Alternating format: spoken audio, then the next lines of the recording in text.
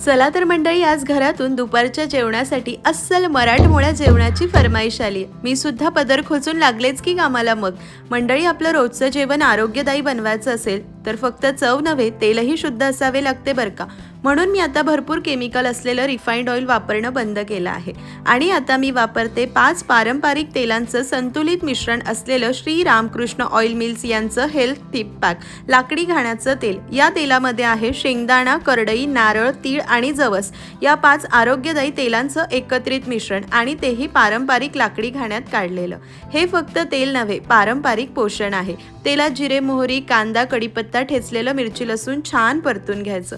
त्यानंतर आपण पिठलं करतोय म्हणून बेसन पीठ, त्यामध्ये मीठ आणि 2.5 वाट्या पाणी घालून छान घोळून घेतलं। अजिबात गाठी राहायला नको।